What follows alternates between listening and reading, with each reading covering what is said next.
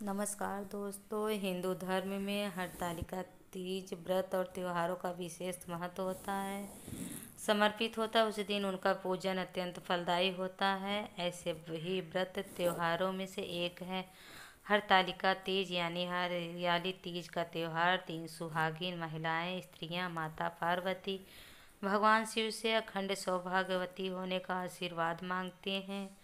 और यह कुमारी कन्या भी हरतालिका तीज का व्रत अच्छे पति की कामना हेतु रखती हैं। और हरतालिका तीज में सुहागिन महिलाएं 16 श्रृंगार करके माता पार्वती और भगवान शिव का पूरा मनोयोग से पूजन तथा करती हैं और पति की लंबी आयु की कामना करती हैं।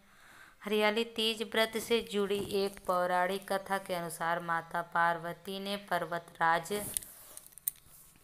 हिमालय के घर जन्म दिया। माता पार्वती बालावस्था से ही भगवान शिव की पूजा अर्चना करती थी। माता पार्वती ने भगवान शिव को पति के रूप में पाने के लिए गंगा तट पर 12 वर्षों तक घोर तपस्या किया था। इतनी कोनी अन्न खाकर पेड़ों के सूखे पत्ते चबाकर व्यतीत किया था। माँ की विकराल शीतलता में तुमने निरंतर जल में प्रवेश कर तप किया था।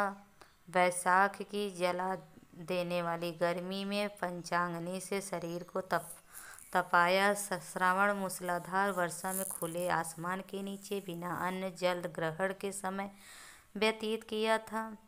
उनके पिता इस कष्ट साध्य तपस्या को देखकर बड़े दुखी होते थे। एक दिन दीदी पार्वती को तपस्या देखकर नारद जी महाराज जी हिमालय के महल में पधारे। नारायण नारायण कहते हुए नारद जी वहाँ पधारते हैं और पर्वतराज नारद जी का स्वागत करते हैं। घिरा भगवान विष्णु ने यहाँ उपस्थित पार्वती कठोर तप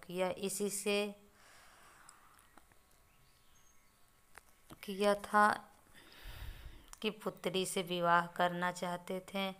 इस संदर्भ में आप क्या कहना चाहेंगे? मैं अपनी पुत्री का विवाह से चिंतित हूँ, करना चाहता हूँ। मुझे क्या आपत्ति हो सकती है? वे साक्षात ब्रह्म और महर्षि। यह तो हर पिता की इच्छा होती है कि उसकी पुत्री की सब सुखों की प्राप्ति करे, ताकि सार्थकता इसी में है कि घर जाकर उसकी पुत्री घर से अधिक पर्वतराज हिमालय के स्वीकृति पाकर नारद जी विष्णु जी के विवाह के निश्चित होने का समाचार सुनाया। मगर इस विवाह के संबंध की माँ पार्वती के कानों में पड़ी तो उनके दुख होने का ठिकाना न रहा। वो चिंतित हो गई। पार्वती भगवान विष्णु से विवाह के बारे में सुनकर माता दुखी हो गई। मैंने सच्चे हृदय से भगवान भोलेनाथ का वर किया है, किंतु मेरे पिता ने विवाह निश्चित धर्म संकट में।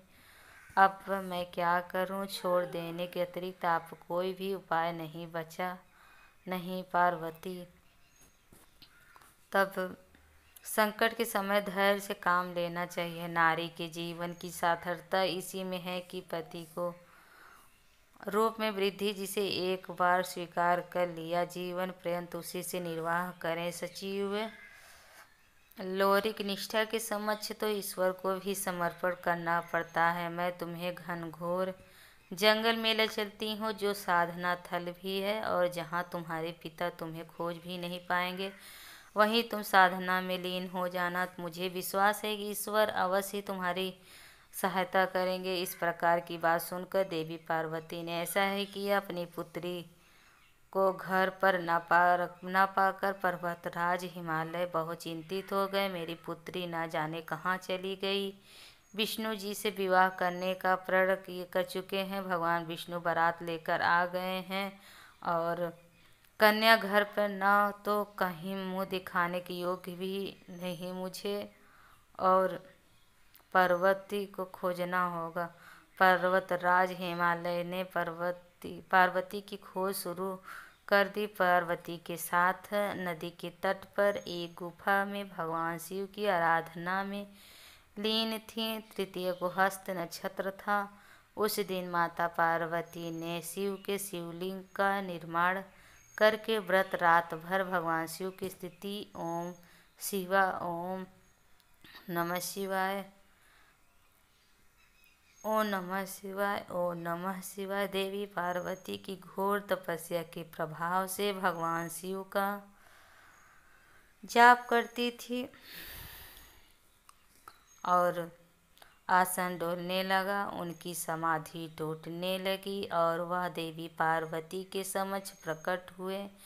वह भोलेनाथ बोलते हैं, पार्वती मैं तुम्हारी तपस्या से प्रसन्न हूँ, तुम जो चाहो वर मांग सकती हो। प्रभु मैं आपको पति के रूप में वर कर चुकी हूँ। यदि आप सचमुच मेरी तपस्या से प्रसन्न होकर यहाँ पधारे हैं तो मुझे अपनी अर्धांगिनी के रूप में स्वीकार कर लीजिए। बस मैं यही चाहती हूँ, तुम मेरे साथ खुश रह पाओगी। मेरे बचपन से आपको अपना पति मान लिया था। मैं आपको रूप में मैं आपको मुझे सर्व सुखों की और सौभाग्य की प्राप्ति होगी। कृपया करके मुझे अपनी पत्नी के रूप में स्वीकार करने से देवी पार्वती के प्रेम और विश्वास की तपस्या की थी। भगवान शिव उन्हें मनवांछित वरदान देकर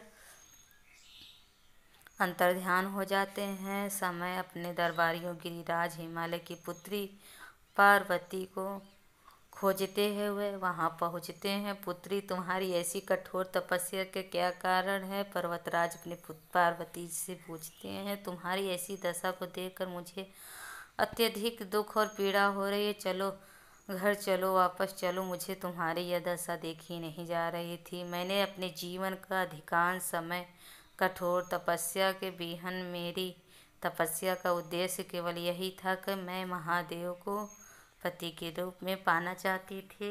आज मैं अपनी तपस्या की कसौटी पर खरी उतर चुकी हूँ, क्योंकि विष्णु जी से मेरा विवाह करने का निर्णय ले चुके थे आप। इसलिए मैं अपने आराध्य की खोज में घर छोड़कर चली आई। अब मैं आपके साथ इसी शर्त पर महल चलूँगी कि आप मेरा विष्णु जी से विवाह न करके मैं महादेव जी से करेंगे। तब देवी पार्वती के दृश्य देखकर पर्वतराज हिमालय महान मान गए और देवी पार्वती को घर लेकर कुछ समय पश्चात के समस्त विधि विधान से भगवान भोलेनाथ और देवी पार्वती का विवाह कंप्रभृत की शुक्ल तृतीय को देवी पार्वती ने महादेव की आराधना करके जो व्रत किया था उसी के कारण फलस्वरूप उनका विवाह होता है।